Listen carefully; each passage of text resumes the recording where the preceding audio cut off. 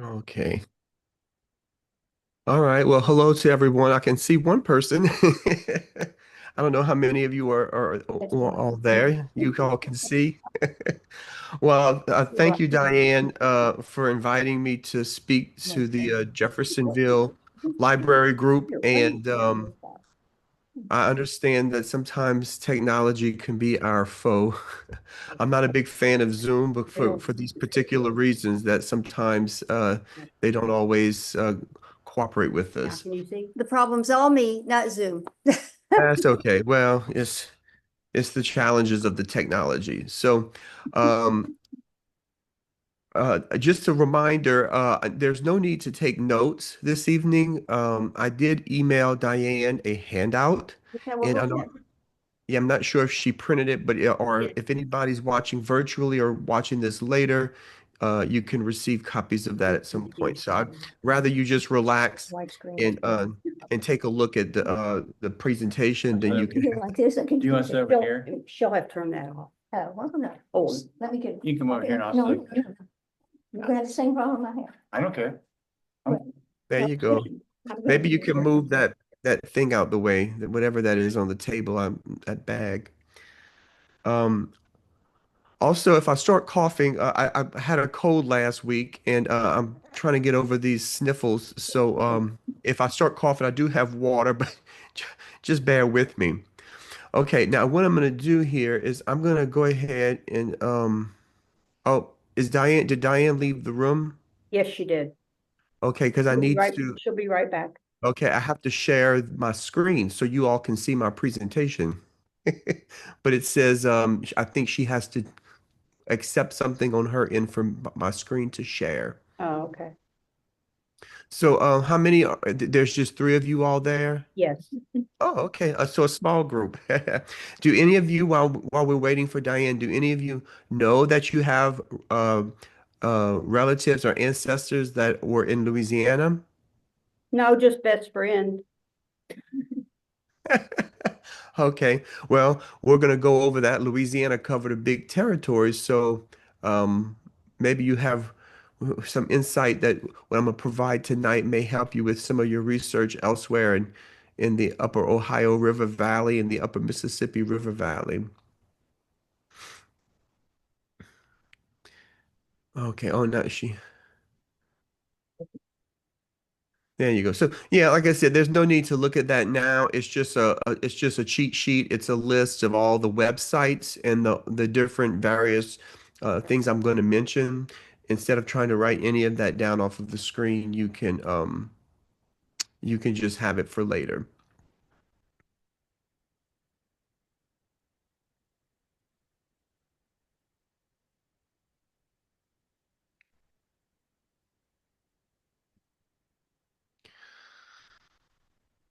So y'all are having an exciting year in football, I hear over there in Indiana. Those Hoosiers are undefeated. Yeah. Big Ten champions too. Um, And they sent us a coach from Indiana at LSU, and he didn't do so good, so they fired him. Well, he was from Indiana, but he coached at Notre Dame. Now you have the boy wonder. Yeah, we'll see. We'll see what Yeah. happens.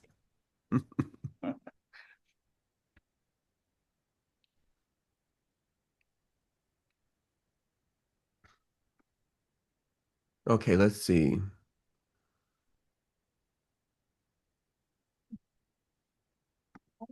But I just didn't want you to be so far away.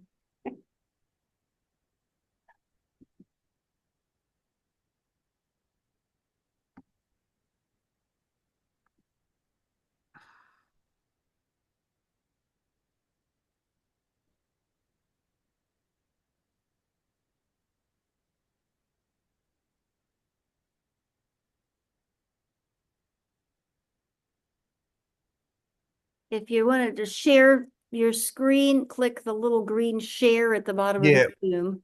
yeah, that's what I'm trying to do right now. Let's see. I didn't realize you were back. Sorry. Yeah, I'm kind of off to the side, but I'm here. Okay. All right. So let's see this here. All right.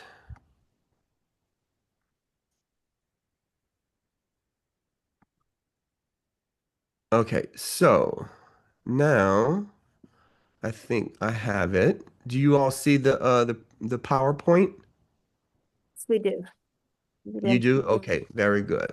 And I can still see you, and hopefully you can still see me at some kind of way. Yes. So I've entitled this presentation Downriver Roots, will be a very general level overview of Louisiana genealogy, um, and the resources that you might find when you're doing research.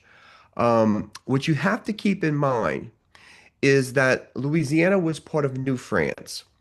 New France, of course, was part of Canada all the way to the Rocky Mountains down to the Gulf, and it encompassed a huge area.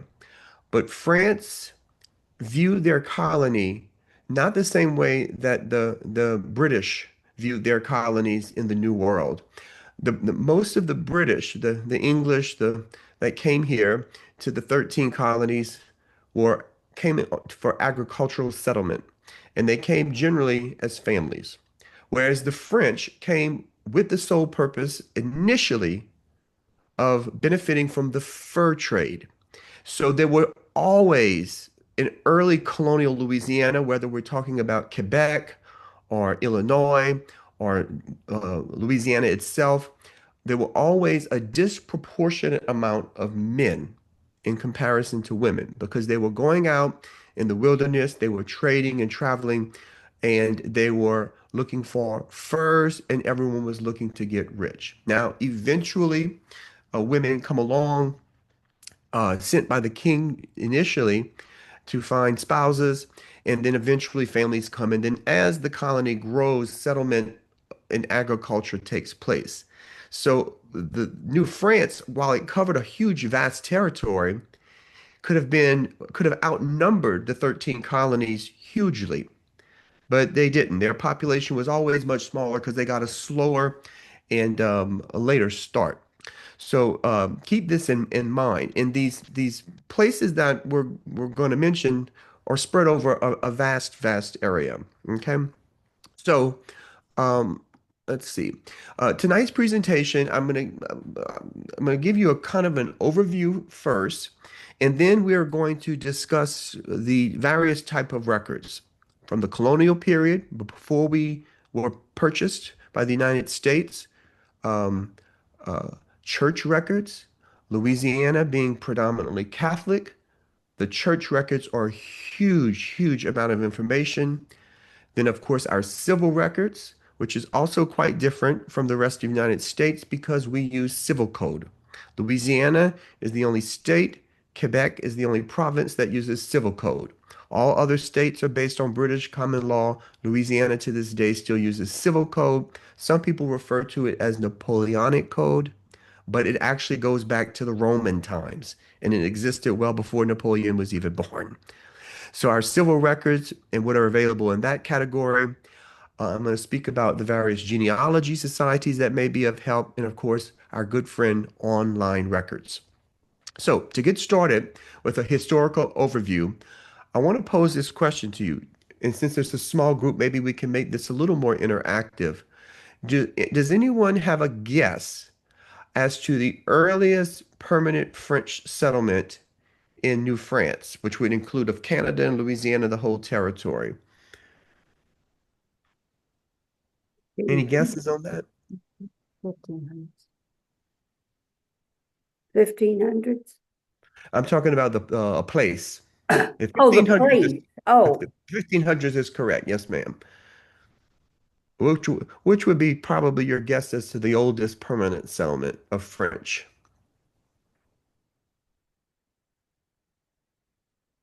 Okay, no guesses. nothing All comes right. up. Well, yeah, a place you may or may not have ever heard of, Tadoussac, which is a small village even to this day in Quebec. It was founded, on the St. Lawrence River, and it was founded by François Gravé Dupont and Pierre Chauvin de Tontuy. Um, and that is the earliest of our settlements, and it only dates from 1599. There were earlier settlements in New France in the 1500s, none of which were permanent. None of them had a permanent settlement. But Tadoussac, beginning in 1599, has had people live there to the present day. The second oldest is not in Quebec, but it's in Acadie. So Acadie was a French colony next to Quebec, in English known as Acadia, and today it would be the province of Nova Scotia and parts of New Brunswick. So the Port Royal settlement, which is located on the western end of the peninsula of Nova Scotia, was founded in 1605. And Pierre Dugouet and Sieur along with Samuel de Champlain, were the founders of Acadie. Now, Acadie is well known in Louisiana because that is the origin of our Acadian ancestors.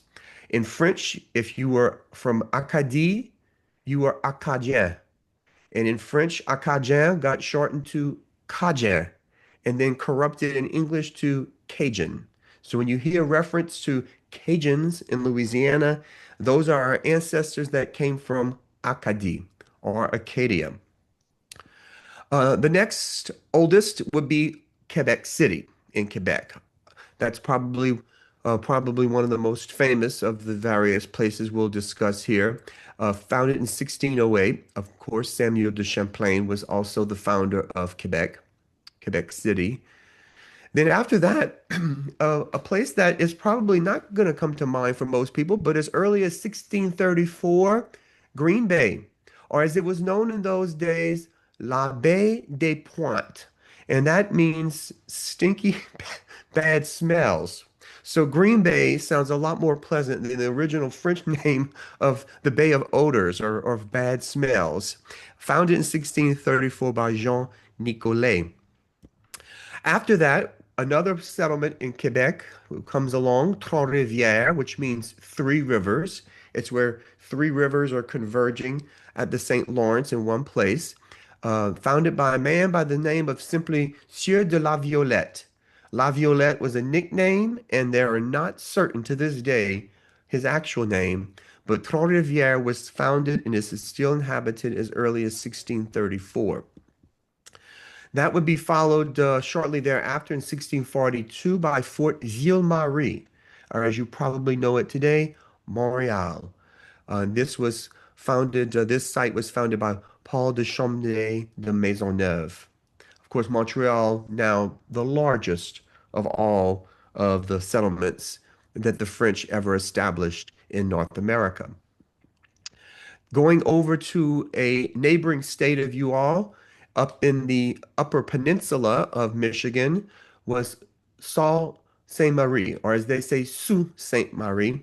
This was founded in 1668 by Père Jacques Marquette, Father Marquette, and Claude Dablon. Also in Michigan, very close nearby, along the Mackinac Straits, was Saint Ignace, founded in 1671, also by Père Marquette, Father Marquette. Then another neighboring state to you all, Fort Crèvecoeur, which was located outside or nearby what is Peoria, Illinois. 1688, this was founded by René Robert Cavalier, Sieur de La Salle. La Salle is also the guy who was responsible for claiming the Mississippi River for France. He was along with his sidekick, Henri de Tonty. This site of Crèvecoeur near Peoria was the site of a Native American village. And of course, the Native Americans had been established in that area for many, many generations, centuries before. Next, along the timeline, 1682, we see the founding of the Arkansas Post, also by Henri de Tonty, who has left the Illinois country and started floating down the river. And right where the Arkansas River branches off of the Mississippi River, you can see the red star on the map of modern-day Arkansas, indicating where the Arkansas Post was located, 1682. Then we're going down to Fort Maurepas, all the way along the Gulf Coast, founded in April of 1699. Now, this would have been considered Louisiana at the time. The states of Mississippi and Alabama formed later. So this was the first capital of Louisiana, which is today Ocean Springs, Mississippi. This was what they called at the time, though, Old Biloxi. And Fort Maurepas was founded by Pierre Lemoyne, Sieur d'Iberville. He is one of two brothers who are very important to the early history of Louisiana.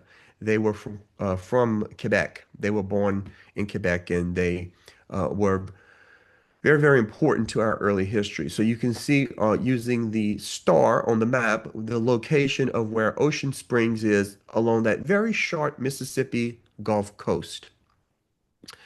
This would be followed shortly thereafter in 1701 by Fort Pontchartrain du Détroit, or as we know it today, Detroit, Michigan, founded by Antoine Lomé de la Motte Cadillac, or Cadillac. And as you probably realize, this was also one of the larger cities that sprang from a very early French fort there in the Great Lakes region. Now, this will be followed by Fort Louis de la Louisiane, which is in 1702. This would be later known as Mobile, Alabama. Okay.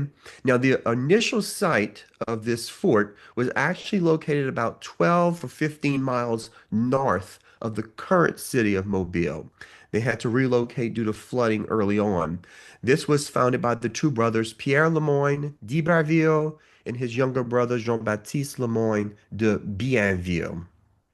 And you can see the red star on the old map there of where the Mobile settlement would have been located. Now, getting to your state, up around Fort Wayne, it was the Fort Miami, which was founded by Jean-Baptiste Bissot Sieur de Vincennes in 1706. This is followed by New Orleans in 1718, founded by one of the brothers, Jean-Baptiste Lemoyne Sieur de Bienville. They realized that the location on the Gulf Coast for the capital of Louisiana was not as strategic as it could have been by locating it on the Mississippi River. But they did not put it initially at the mouth because the mouth of the river, the land is very swampy, it's marsh, it's not very, very safe from hurricanes. So New Orleans was located 100 miles from the mouth of the Mississippi River on some high ground that was located between the river and the lake, so they could have access easily to the Gulf Coast. Now, this would be followed by Fort Deschartres in Illinois. This site was known as Prairie du Rocher. Or I know I pronounce things the French way, and up there, a lot of the things are not pronounced the way we pronounce it in Louisiana. So you may hear me say things pronounced differently. This fort was founded by Pierre Duguay de Boisbriand. Okay, Fort Deschartres. And there is a recreated fort. If you ever visit that area today, they did recreate the fort in a stone fort that was located there later on. They had that recreated. This, of course, would be along the Mississippi River. Fort Vincennes, which is, of course, very close to you all. I know Diane has some roots in that area. Also founded by François-Marie Bissot, 1731. I found out years ago that one of my ancestors that had left Quebec, François Molaire, went through Detroit, lived there for a while, then was stationed at Vincennes, and then he came down to Louisiana. He was a surgeon, and so he was attached to the French military in service of the king, and therefore was sent from one place to the next. And of course, his descendants number in the thousands today in Louisiana. But they were in Vincennes, and in fact, I found out through research where the current church is, and right down there is the land that he owned at one point, many, many years ago before that church was built. Okay. Also in the Illinois country, the Pays des Illinois, is Fort Kaskaskia. 1759. Kaskaskia had been settled a little bit earlier than this, or a lot earlier by Native Americans, but the actual fort comes along in 1759. Kaskaskia, Cahokia, Fort de Chartres, all of this was a nucleus of French settlement in the Illinois country, and of course, some of that spread over to the west side of the river, what is today Missouri. Later settlements are St. Genevieve and St. Louis, as you probably well know. So these are all some of the areas of Louisiana that you could actually find records for in our current state of Louisiana. So to discuss some of the colonial records that would be available, I'm going to start by mentioning a first repository at Louisiana's State Museum. They call it the Louisiana Colonial Documents Collection. Of course, it's not a very creative name, but it describes its purpose quite basically. And a lot of these records have been placed online by the State Museum, but sometimes when we change governors and budgets are reallocated, they have to pinch pennies, and that is what has happened with our most recent governor. And unfortunately, these records are no longer accessible through the website. Now, some of the indices, some of the holdings are listed, but to actually view some of the records, we are disappointed to report that some of them are no longer online, but we're hoping that that changes soon. So, what kind of documents will you find at the Louisiana State Museum's collection? Okay. They contain the French Superior Council records and the Spanish judiciary records. So the French colonial records are covering the period from 1714 to 1769. What happens is in 1763, Treaty of Paris, Louisiana, um, I'm sorry, France and England have a war.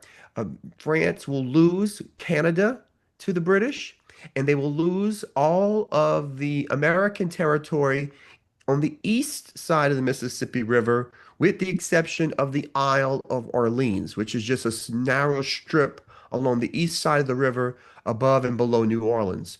Okay, so the area where you all are, Illinois, Indiana, Michigan, all of Canada is ceded over to the British. But it takes several years actually before the Spanish officials, Louisiana, west of the Mississippi River, is given to Spain, and the Spanish officials take a while before they get here. Now, France hated England so much that rather than eventually lose the rest of Louisiana west of the Mississippi, they secretly gave us to Spain, so that way we would be able to be in the hands of the Bourbon family. Now, what happens is the Spanish eventually arrive. They keep a lot better records than you will find during the French period. Okay, those records are including things such as criminal court documents, civil court records, debt collections, wills and successions, property lists, marriage contracts, baptism and burial records, commercial transactions, and manumissions. So there are a wide range of records that can be found in the Spanish period. Okay. A lot of these records have been indexed. So there are finding aids, there are books that you can order to get these records. Okay. Now, there's also in our Louisiana State Museum a huge repository of manuscripts from 1584 to the present. And that's hit or miss. Did your family leave paperwork behind? There's a copy of the original 1724 Code Noir. In French, Code Noir means simply black code. And this was the French slave laws that pertain to Louisiana. An earlier Code Noir in the 1680s was written for the islands, where the French had slavery well before they had arrived in Louisiana to establish plantations. But these are all the rules and regulations and guidelines. The Code Noir required the baptism, marriage, and burial of enslaved persons. So there are actual church records listing the births of slaves going back to the 1720s in Louisiana. In many cases, they give the Christian name of the enslaved person as well as their original African name and the specific tribe in Africa from which they've come. Now, those records are available online thanks to Dr. Gwendolyn Midlow Hall. So anyone with African American um, roots in Louisiana are very lucky to be able to find a much larger repository of information that can be found in other states. That's due to the Code Noir. We also have abstracts and translations of various colonial documents, letters from the various governors of the Spanish period. There's antebellum era collections from various plantation owners and politicians, plantation ledgers and notebooks, and of course, different types of war documents. So the manuscripts collection covers a wide range of material. Okay. Now, also there you will find over 1,400 original maps, as well as microfilm records of the Diocese of Louisiana and the Floridas, which covers church records going back to the 1570s. The Spanish had established in Florida at St. Augustine a lot earlier. And initially, when we became a Spanish territory, Louisiana in the church hierarchy is in the Diocese of Havana, Cuba. And then they break this off and form a separate diocese for Louisiana and Florida based in New Orleans. So a lot of those early Spanish church records, some of those are actually housed in our state museum. Now, switching gears slightly, another huge repository of information in Louisiana are our notarial archives. Notaries in Louisiana, due to our civil code, the code of our legal system in Louisiana is quite different. We have notaries, and to this day, the notaries' roles are a lot different here than other states. In Louisiana, families typically used one notary for generations. And usually the notaries, if they had a son, would pass down their business to their sons and in some cases grandsons. Now, also, you have to realize that some families switched notaries. Maybe they had a falling out with, or they got upset with the services of one notary. They may have switched. But the problem with this is you must know the notary for which your family used. Now, the notarial archives are located in New Orleans. You can make an appointment and you can visit there yourself, but you should do your legwork first. There is a website which is listed on the screen and in the handout that gives you a link to this site. And you can see on the far left, the first screenshot is what that website looks like. Then you will click on the list of the notaries. If you are really a tenacious researcher and you do not know the notary, you can go through the lists of the various notaries on that website to maybe see which family your notary they used. Okay, if your family was French or Spanish or American, which was English speaking, you may go with someone with that ethnic surname as a notary first. Now, once you find a particular notary, if you click on that notary from that list of gold lettering there, the third screenshot shows you a typed up index of all the notarial transactions of that particular notary. And then once you have the locator information at the actual archives, you can get the original documents. Okay, some of these notarial acts that I have found for my family will be over 100 pages long. They will list for a succession, or if somebody writes a will, sometimes 3 or 4 generations of the family history in that one document. So if you figure out which family of notaries that your family used, you will hit a gold mine of information. I've even seen beautiful watercolor drawings of the blueprints of the houses, showing the actual floor plan of houses from the 1700s with an elevation view of what the house looked like. Now, switching gears, we also, for the colonial period, rely heavily on Archives Canada. Now, their website is very, very friendly, and a lot of their stuff has been digitized up in Canada. You can use both the English and the French version of their website. I've just, just if you type in Louisiane, which is the old French way of saying Louisiana, there's over 1,600 results of records online for Louisiana in Archives Canada. So I just did a quick little screenshot here, and this is showing you just a few of the hundreds of records there. For example, the first listing here, and I think I was on the French side of it. These are civil registrations for Notre Dame de Kaskaskia and Fort de Chartres. So these are um, Upper Louisiana baptisms, marriages, and burials from 1720 to 1734. That's just one example. Of course, you could scroll through there and maybe type in Vincennes or something that you were looking for specifically. And of course, the search will narrow down. Now, France had colonies all over the world besides just Louisiana. So today, modern France, there's islands like Guadeloupe and Martinique and Guyana in South America, Saint-Pierre and Miquelon, which is located up near Newfoundland. There's also some of the former African and French Indochina colonies. So France has an archives for what they call Outre-mer, the overseas archives. Well, really, the overseas archives are based in Aix-en-Provence, which is a city in the south of France, but they are the repository for all of the former colonial outposts of France. So, Louisiana, being one of the former colonies, Saint-Domingue, Quebec, all of that can be found. There's lots of information to be found in here. A lot of these records have been digitized, and a lot of them you can actually search by surname. So, for an example, my grandmother's grandfather came from France. His last name was Trabo.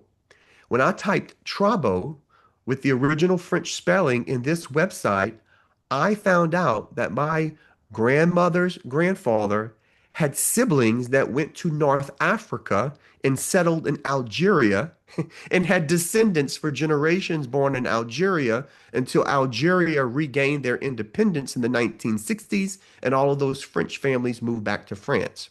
So you never know where you might have far-flung relatives all around the globe in the former French colonies. This site is worth checking out, and they're always making improvements to that one as well. Now, something that you might or may know, being you are up in Indiana, the University of Notre Dame, or as we say in French, Notre Dame, has a wonderful website that covers a lot of the church records for early colonial Louisiana and the Floridas, as it was known. And if you go to this particular website, you can search by year, you can search by keyword, and the records are a lot of times letters and correspondence from the priests. But in those early colonial settlements, there were very few people. And oftentimes, cousins would marry, whether they were first cousins or second cousins. Of course, this happened with all ethnic groups, the Pilgrims, so on and so forth. But in the Catholic Church, one had to receive a dispensation from the bishop, which came on behalf of the Pope, to get married. So if the priest was writing a letter about the dispensation of these fiancé and fiancée, then oftentimes they're giving the lineage of those people and how they're related to each other, which sometimes may go back 3 or 4 generations. So searching the records of Notre Dame website can be quite fruitful. Now, since this is covering the colonial period, but we're talking about church records, we're now going to go to our next category, which is about the church records of Louisiana. Louisiana is very lucky because of our Catholic background. Baptisms, marriage, and burials were recorded as early as the 1500s in Europe, and that mindset carried forth to Louisiana. We still to this day have a very large Catholic population. So although we only have 4 million people in Louisiana, we actually have 7 Catholic dioceses. Now, North Louisiana has a more of an Anglo-American background, and they are predominantly Protestant, with a few exceptions in North Louisiana. So there's only 2 dioceses in Shreveport and Alexandria. South Louisiana has 5 separate dioceses. To the far west by Texas, the gray area represents the Diocese of Lake Charles. The green area in the middle is the Diocese of Lafayette. Red would represent the Diocese of Baton Rouge. Houma Thibodeau is in orange, where I live at. And then the rest of the extreme southeastern part of the state is the Archdiocese of New Orleans. The ecclesiastical province of Louisiana, the Archdiocese, covers the entire state, and the Archbishop is in New Orleans. Each one of these dioceses has all of the Catholic Church records going back to the early 1700s to the present day. Now, the good news for Louisiana, all of these records have been published. Okay? They are available. You can sit down as someone from Louisiana and in one afternoon go back 10 generations on all of your lines within just a few hours, because the majority of the people were Catholic and the church records have been published for a good portion of our state. Okay. Now you have to know which community that your family came from, and therefore what diocese that community would fall in. There is a now deceased priest, a Father Donald Hebert, who really loved genealogy. And because he was a priest as early as the late 1960s, he had access to the archives, and he would go to the various churches and knock on the door or call up the local priest and say, "Can I come by today and copy all your records down?" And of course, they'd have coffee and visit, and he'd get all the information. There is a series of 50 volumes like this, and here's one from the Southwest Louisiana records.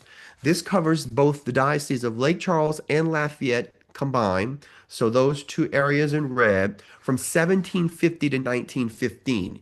Every baptism, marriage, and funeral from that period is covered. So if you open a page, and I just will do it like this, you can see it's by alphabet. So here's Landry, and then you can see all of the information about that particular record. So if it's a baptism, it's going to list the parents. It always lists in Louisiana in civil code as well as church records, women maintain their maiden names. In the Spanish period, the grandparents are also given for the baptisms, as well as the godfather and the godmother, who are usually relatives, and that is often indicated in the record. So these records are huge. Marriages will list witnesses. It'll give both the groom and the bride's parents and their mothers by maiden name. Now, the area that I live in is also covered by Father Hebert and a separate series called the South Louisiana Records. That covers the years 1794 to 1903. This area was settled a little bit later than the other parts of the state. Okay. The Diocese of Baton Rouge, not to be outdone, came up with their own series of books, as you can see here. There are 24 volumes covering 1707 to 1905. And then finally, we have the Archdiocese of New Orleans. They cover in their books, their series from 1718 to 1831. They're in books like this, the same format. They're covering years. So you can see this book covers the years 1807 to 1809. Then they are done alphabetically by surname. Okay, very tidy, very easy, and you can have a field day by looking at these records. Now, what happens with New Orleans, unfortunately, the population by the 1830s explodes. Before the Civil War, New Orleans is the 3rd largest city in America. There are over 100 Catholic churches just in the city limits of New Orleans by this point, not to mention all of the surrounding areas. So the series was discontinued because they said that one volume would only cover about a month worth of baptisms. So they have started a very slow process of putting their information online. So if you go to the Archdiocese of New Orleans Archives website, their records are online, but they're in the original format. So you have to be able to read Spanish or French or Latin or German or Italian because the various ethnic groups had various priests over the years giving us the records in those particular churches. Diocese of Shreveport, basically, not really many Catholics there until much later, and they have not published anything. And but you can contact them if you happen to have Catholic relatives in Shreveport.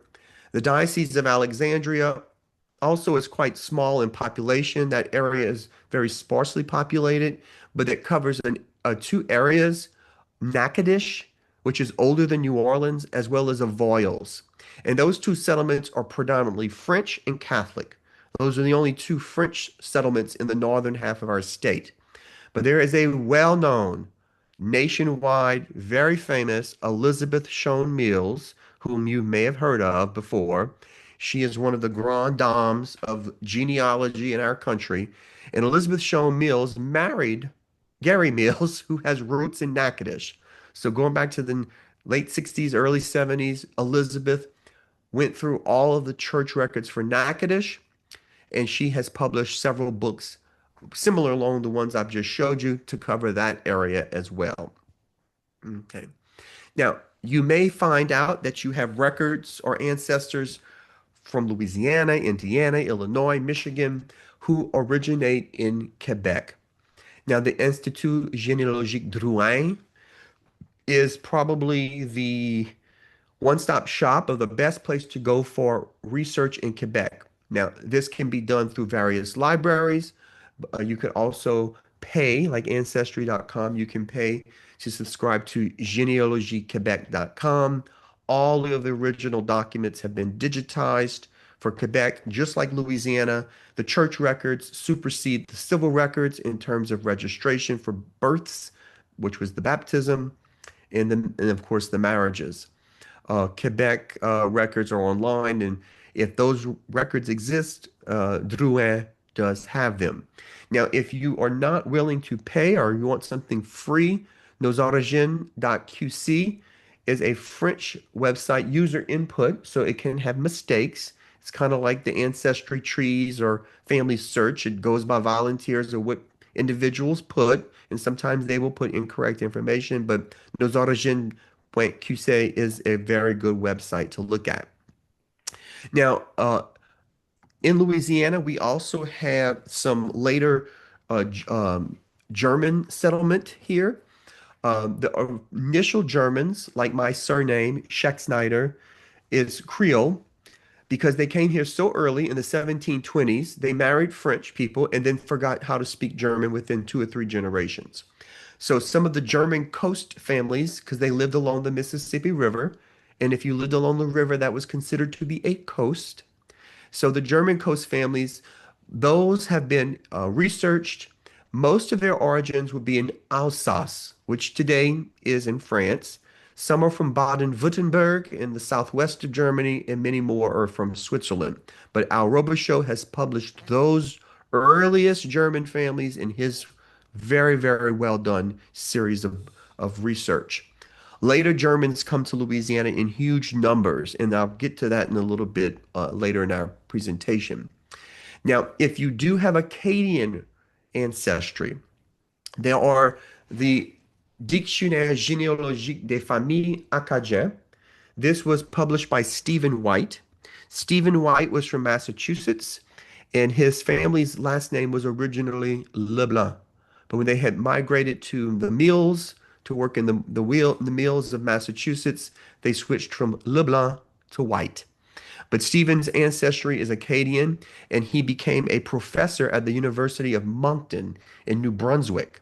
And he has researched for decades, for about 50 years, all the Acadian families that settled in Acadie, what is today Nova Scotia, New Brunswick, and Prince Edward Island, as well as those that came here to Louisiana. Some were expelled back to France when the British took over. We came down here. There are 2 volumes.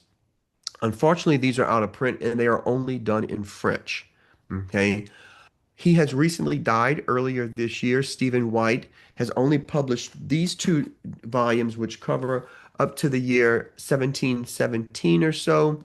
The subsequent volumes will probably not be printed since he passed away, but the Centre d'études acadiens en Chasson is located in New Brunswick. You can go there by appointment, and you can also email them for any lookups. Hopefully, one day they'll have some funding where they can put the remainder of his research online. And the document you see there is a sample page. Again, like the church records I've been showing you earlier in the presentation, these church records in Acadie are just the same. Very, very valuable. After our Acadian ancestors were kicked out of Nova Scotia in 1755 by the British, some were sent to Louisiana, uh, but some also went back to France. They lived there in some cases 30 years and then eventually made their way down to Louisiana. Al Robichaud, the same mentioned earlier, has published several series of books about the Acadians who were exiled in France. So if you do have Acadian ancestors, all of those resources can be um, uh, accessed. Now, switching gears to civil records. Louisiana being quite different with our civil code, our civil records might be a little bit different from what you are familiar with in Indiana and other places around the country. Of course, we do not have counties in Louisiana, we have parishes, but essentially a parish is the same exact thing as a county. I can get into the history of why we have parishes versus counties, but basically because we were French and Catholic. But all of the courthouses in Louisiana are huge repositories of information.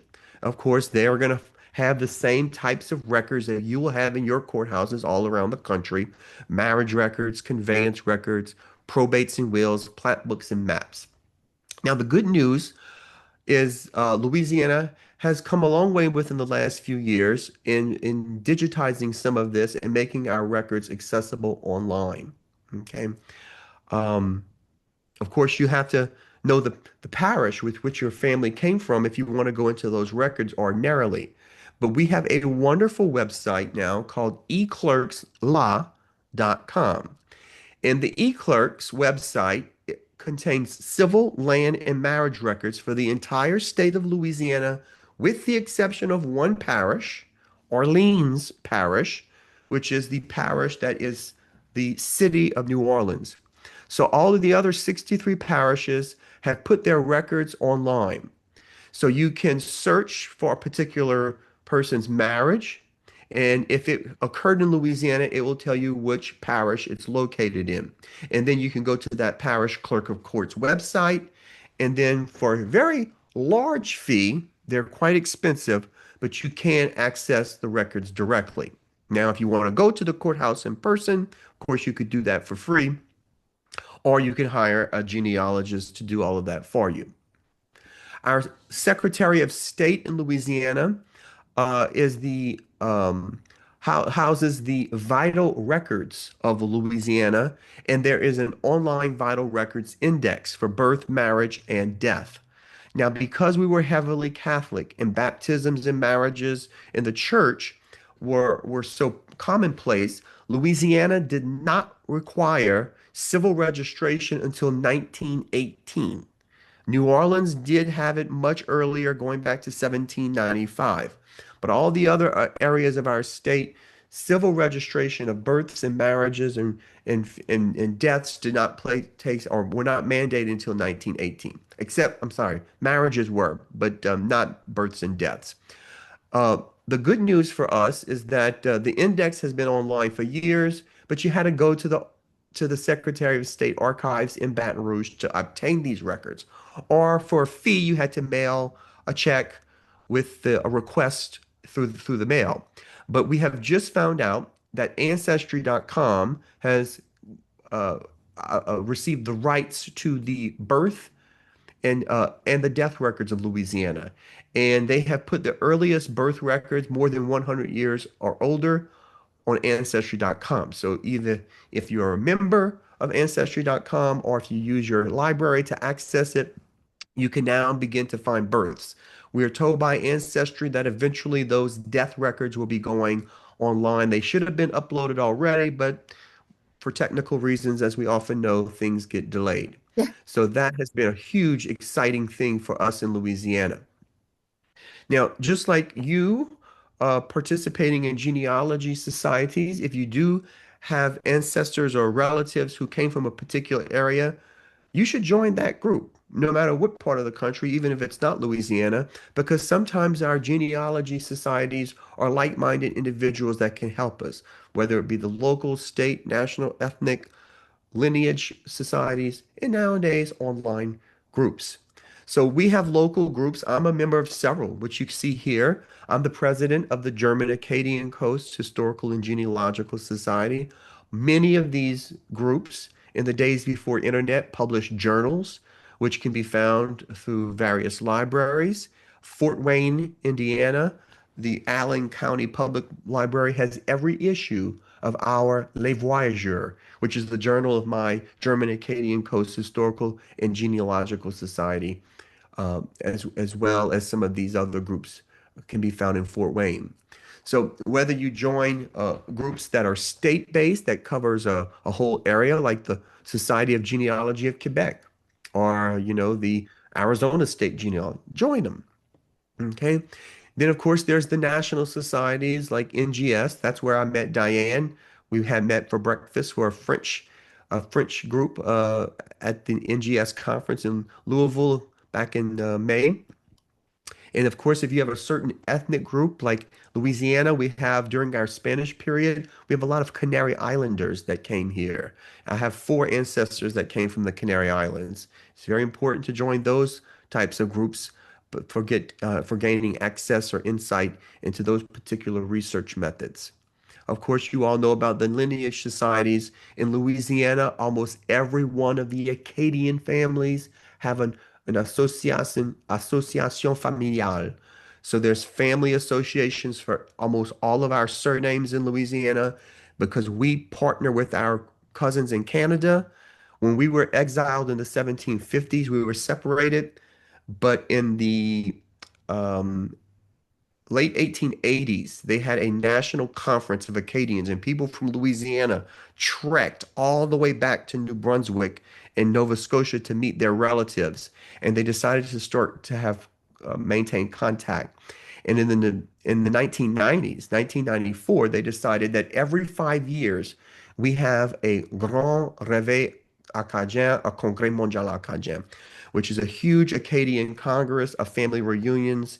It's held every 5 years in Canada. I've been in 2019, where thousands upon thousands of Acadian descendants from all over come, and they have special events for each specific surname.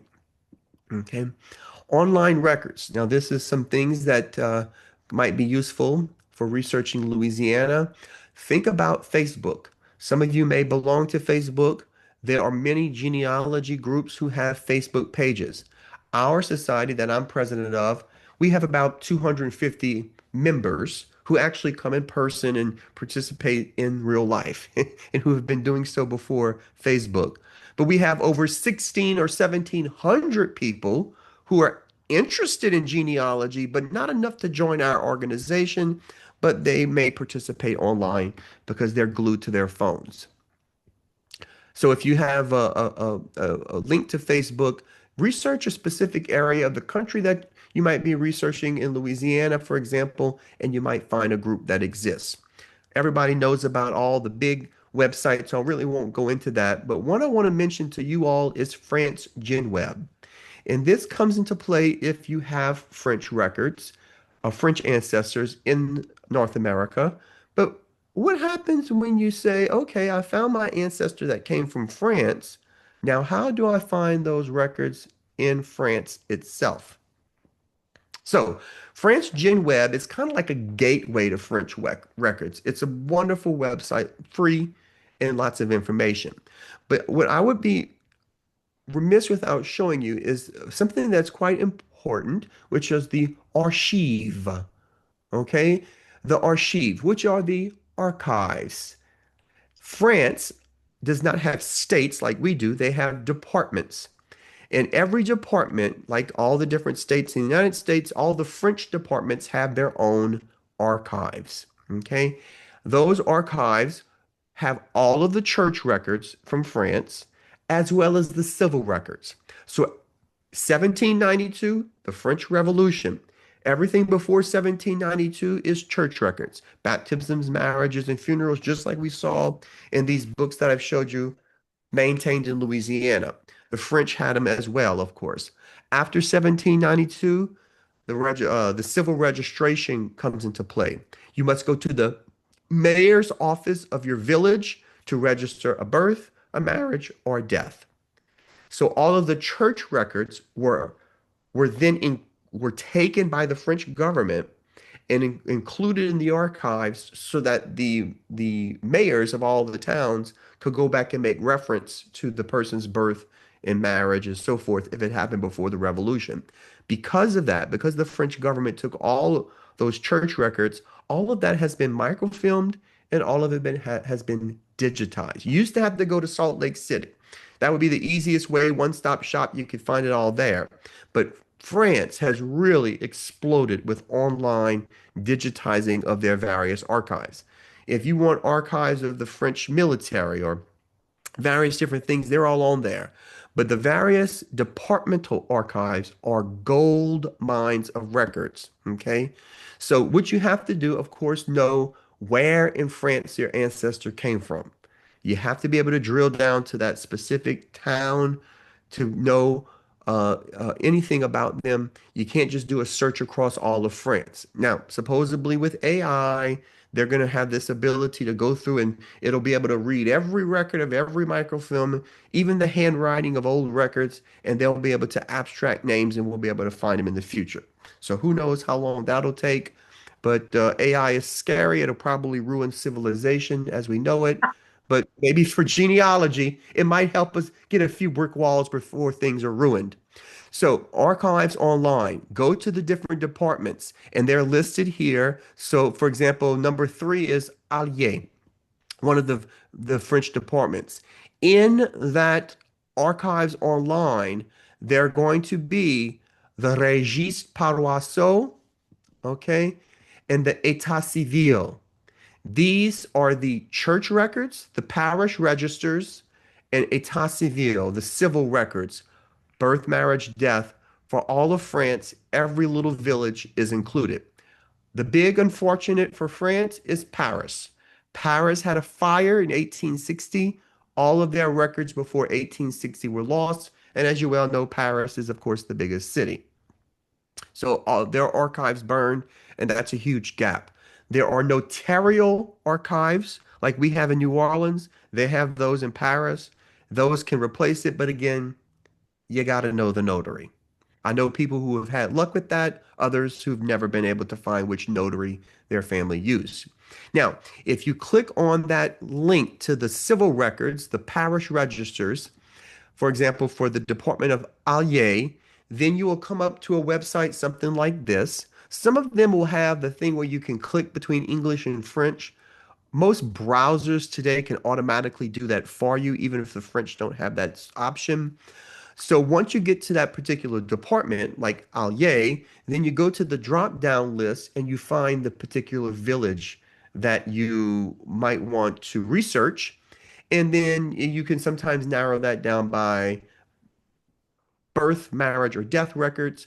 But the good news about every single village, town in France, city, they have tenure tables. They're called table décennale, 10 years tables. So every 10 years, the mayor of the town, the clerk, had to go through and index all the births for a 10-year period.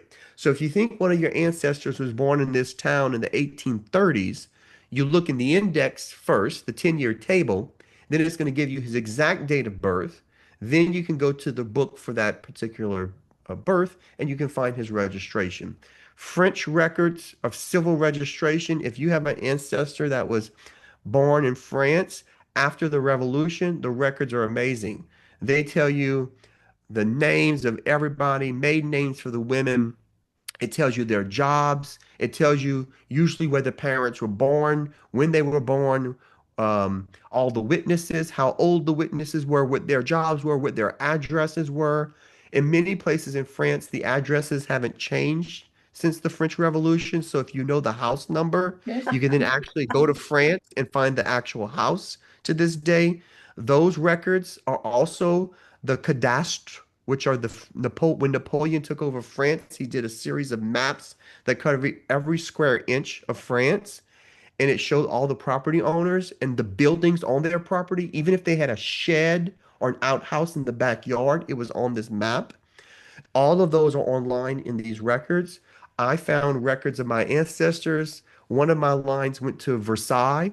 So when I went to the town of Versailles to visit the chateau, I went to the address of the house that my family used to live in. I knocked on the door and no one answered. It was August. I think they were on vacation, or either that or they saw me, some stranger knocking on the door, and they decided to hide. But anyway, it can be done. So French records online are super valuable. The bad news is, unless you can read French, you have to know French to make them out. Now, the older records, like these church records, you're all genealogists. You know those old handwritings, no matter what language they can be, are oftentimes a challenge. Sometimes, like this record, you can kind of see there was some bleed through with the old ink. But as you get to the more modern records, as early as the 1800s, early 1800s, France started typing up records, and they would pre-print the registry, and all the clerk had to do was fill in the information, the blanks. So they're forms, and you can make out that naissance means birth. Well, then you know the date and so forth, and that's easy to follow. Genealogy records sometimes become quite easy. So that is, if you want to link back to France, there is a way to do it. So anyway, I think we're getting close to about an hour now, and that kind of concludes my overview of Louisiana genealogy. My contact information is here on the slide. It's also available on the handout that was provided. And I suppose if you have any questions, if Diane, if time permits, I'll be glad to answer any questions. If any of you all had some questions, I know I just kind of gave a very big, brief overview, but you may have something specific I might be able to help with. I see them speak out. That was fantastic. Well, Mrs. Wilson has to go, but she said it's Okay. fantastic, so. Bonsoir, Madame Wilson. Um, well, yeah, I really appreciate the overview of French records for everyone that come after the period when people were moving into New France, because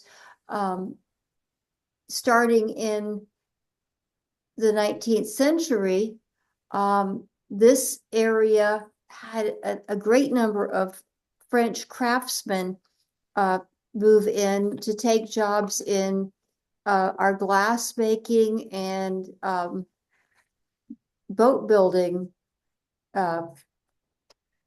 industries, which were huge throughout the 19th century. And so there are two settlements that were once all French in this area, Oh, okay. but they were people that moved there quite a bit after there was French settlement coming as part of New France. They knew they were coming to become citizens of the United States.